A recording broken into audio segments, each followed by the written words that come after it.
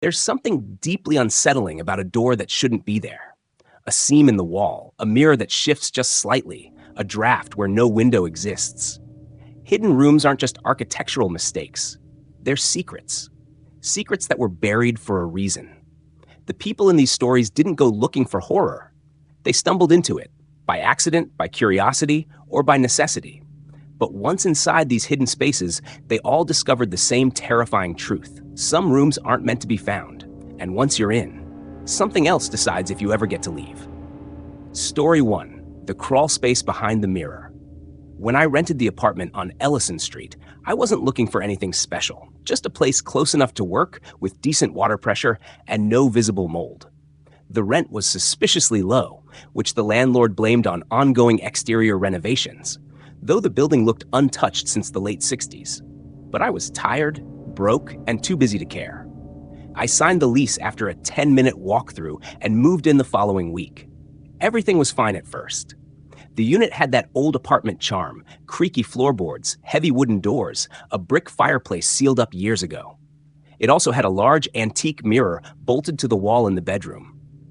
Not a modern one. This thing had a thick bronze frame and spots of silver rot at the corners. When I asked if I could remove it, the landlord said no. It's part of the building, he told me flatly. Leave it be. For the first few nights, I just covered it with a blanket. I don't know why, but something about the way it reflected the room made it feel off-center. As if the mirror wasn't just reflecting light, but watching. A slight distortion hovered over its surface, like heat ripples from a flame. One Friday night after a long shift, I peeled the blanket off and decided to give the mirror a thorough clean. That's when I noticed it wasn't flush against the wall. The bottom right corner shifted slightly when I pressed on it. Curious, I grabbed a flashlight and pulled at the edge. With a surprising creak, the entire mirror swung outward like a door. Behind it was a small crawl space. It was no more than 3 feet wide and 5 feet high, lined with dusty wooden beams and cobwebs so thick they looked like cotton. My first instinct was to close the mirror and pretend I never found it, but then I saw something lying just inside the space. A small child's shoe, scuffed and worn, no bigger than the palm of my hand. I should have called someone. A friend. The landlord. The police, maybe. But instead, I ducked inside.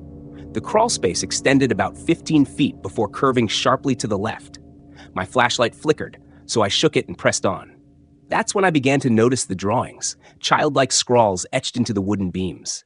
Smiley faces, stick figures, words scratched so violently the splinters were sharp enough to cut. He talks through the walls. Don't sleep when it's quiet. I told Mommy, and now she's gone. I froze. The air grew stale. Behind me, the mirror creaked softly, as if moving on its own. I turned and crawled out immediately, heart pounding. Back in my room, I closed the mirror as best I could and shoved my dresser in front of it. I couldn't sleep that night. Every sound, the groan of the pipes, the shift of the floorboards, sounded like something crawling inside the walls. The next morning, I called the landlord. You said it was part of the building, I told him, trying to keep my voice steady. But there's a crawl space behind that mirror. It's not sealed. It's filled with... I paused. It's filled with strange stuff, kid stuff. He went quiet on the other end. Then, there's no crawl space behind that wall. There is. I was inside it. No, there isn't. The line went dead. I called back. No answer. I sent photos of the shoe and the writings. No reply. By noon, I started looking for new apartments. That night, I heard the first knock. It was soft, rhythmic, not on my front door, not even on the bedroom door. It came from behind the mirror. 3 knocks, pause, 3 knocks again. I stayed awake until dawn, and sitting on the far end of the room, gripping a flashlight and a crowbar I kept for emergencies. The knocking stopped around 3 a.m. I left for work exhausted and returned home only to find the dresser slightly moved. Not pushed far, just a few inches off center. Enough to tell me that something from inside the crawl space had moved it. I didn't sleep that night either. On the 3rd night, things escalated. Around 1:45 a.m., I woke to hear a whisper, not a knock this time. A whisper that sounded like it came from inside my pillow, deep and low and wrong. He's waiting. I leapt from the bed, turned on every light and called my sister. I begged her to let me stay the night. When I returned the next morning to grab clothes, the mirror was wide open.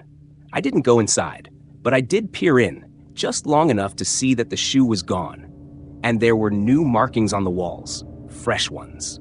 I saw my own name etched 3 times in clean, perfect slashes. And beneath it, "He sees you now." That was enough. I moved out that day, left most of my furniture, broke the lease, and never looked back. The landlord never returned my calls. When I drove by a few weeks later, the windows to my old apartment were boarded up. Months passed. I still dream about that space sometimes. Tight, dark, and endless. Sometimes I hear scratching in the walls of my new apartment, but I tell myself it's just rats or the neighbors. I never keep mirrors in my bedroom anymore. And I never sleep when it's quiet. Story 2, the basement that shouldn't exist. When Daniel Carter bought the 1920s Victorian house in upstate New York, he knew it was a fixer-upper. The floors creaked, the pipes groaned, and there was a musty smell that clung to everything. But the price was right, and after years of city life, he craved isolation. The house had character, ornate moldings, stained glass windows, even a dumbwaiter. It also had no basement. That was clearly stated in the blueprints and the real estate listing. Just a crawl space beneath the floorboards, barely large enough to slither through. But 6 weeks into renovations, something strange happened. It started with a cold draft coming from under the kitchen cabinet. Daniel thought it was a broken seal or a mouse hole. But when he removed the cabinet, he discovered a small wooden door, sealed shut with rusted nails and painted over a dozen times. He pried it open and was immediately hit with a scent, damp, stale air mixed with something older. Something metallic. Behind the door was a narrow set of stone steps leading down into pitch blackness. Daniel grabbed a flashlight. As he descended, the air grew colder, thicker. The stone steps were uneven, chipped with age. When he reached the bottom, he realized he was standing in a large stone chamber, about 15 feet wide, with arched ceilings and walls made of hand-chiseled brick. It was like a wine cellar, but much older. The strange thing was, this room wasn't on any blueprint. It shouldn't exist. He looked around. No furniture, no pipes, just dust, cobwebs, and an odd circular pattern carved into the center of the stone floor. That night, Daniel couldn't sleep. He kept replaying the image of the carved symbol in his head. It wasn't decorative. It was ritualistic, almost ancient. The next day, he returned, determined to take photos. But the chamber had changed. It was slightly larger. He was sure of it. The symbol was still there, but now there were markings along the wall, long, vertical gouges, as if something had clawed its way out or in.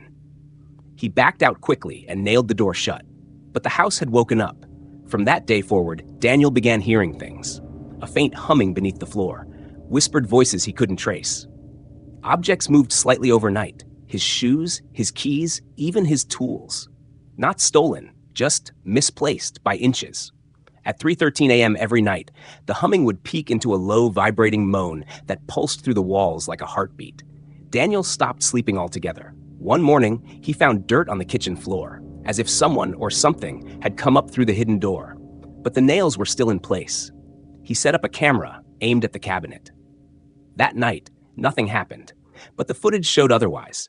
At exactly 3:13 a.m., the image warped, colors bled, the frame twitched, and for precisely 4 seconds, a figure appeared. Tall, gaunt, featureless, standing in front of the cabinet, not moving, just watching. Daniel fled the house that night. He drove 3 towns over and slept in his car. The next morning, he returned with a contractor, planning to seal the door in concrete. But when they arrived, the cabinet was gone. The wall behind it was solid plaster. No sign of a door. No rusted nails. No stone steps. As if the entrance had never existed. He tore up the floorboards. Nothing. He checked the crawl space. No sign of a chamber. The house had closed itself back up. Daniel sold the property a month later at a loss. He never told the buyer about the hidden basement, mostly because no one would believe it. It wasn't in the blueprints. It wasn't in the structure. It was there one day and gone the next. But sometimes, late at night, when he lies awake in his new apartment, Daniel hears the same low hum. Faint, like it's beneath the floor, like something is tunneling its way back to him. Story 3, room 6.5 at the Driftwood Inn. The Driftwood Inn sat quietly at the edge of a forgotten coastal town, battered by sea winds and time. It was one of those places you didn't notice until you needed it. Passing travelers, lost tourists, people running from something. The lobby smelled of brine and old wood, and the receptionist looked like she'd been there since the place opened in the 50s. I found it on a rainy night, tired from the road and desperate for shelter. I asked for a room. The woman behind the desk blinked slowly, her fingers hovering over a rusted key rack. "Only one left," she said in a voice that seemed to come from a deeper place than her throat. "Room 7, second floor." She handed me the key and turned away before I could ask anything else. But when I climbed the narrow stairs and reached the second floor, I found rooms 5, 6, 8, and 9, but no room 7. I went back downstairs. "There's no room 7, I said. She looked up from her crossword, her pen paused midair. "Ah, room 6.5. You'll find it if you look carefully." Back up I went, confused and tired. That hallway felt longer the second time. I ran my fingers along the wall between rooms 6 and 7. Nothing. But then I noticed something odd. The wall between those doors was much wider than the rest. I knocked, and it sounded hollow. Bending down, I found a tiny keyhole, low and hidden in the trim. My key fit. The door wasn't visible, just a seam in the wall. But when I turned the key, something clicked, and a sliver of the wall swung open. Inside was a room, if you could call it that. It was narrow, barely wider than a closet, but stretched deep back into the building. No windows. The air smelled like rust and lavender. A small bed was pressed against the far wall, and a single bulb hung from the ceiling on a chain, flickering dimly. The wallpaper was peeling in long curled strips, revealing cracked plaster underneath. I should have left. Every instinct said so. But the rain outside had turned violent, and the room, creepy as it was still dry and warm. I shut the hidden door and tried to settle in. Sleep didn't come easily. I kept hearing things, a soft tapping like fingers on glass. But there were no windows. Then whispering, so faint I couldn't make out the words. I turned off the bulb, hoping darkness would help. It didn't. In the dark, I saw movement, subtle, something shifting in the far end of the room where the bed sat. I turned the light back on. Nothing. I lay down and stared at the ceiling. That's when I noticed the mirror, long, thin, and mounted above the bed like a cruel joke. It didn't reflect me properly. I sat up straight, looked directly into it.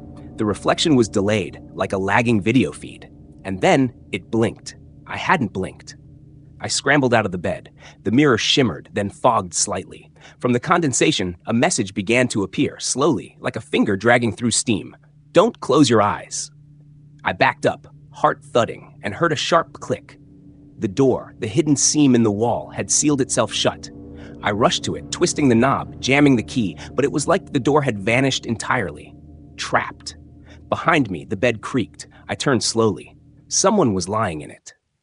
A figure, pale and thin, facing the ceiling. Its eyes were open, wide, red-rimmed, unblinking. As I moved, so did it. But not with its body. Its reflection in the mirror moved first, and then the body followed. I yelled, slamming my fists against the wall, screaming for help. No one came. The air turned thick and humid, like the room was breathing. Then it spoke. Not from its mouth, but from the mirror. "You weren't supposed to find me."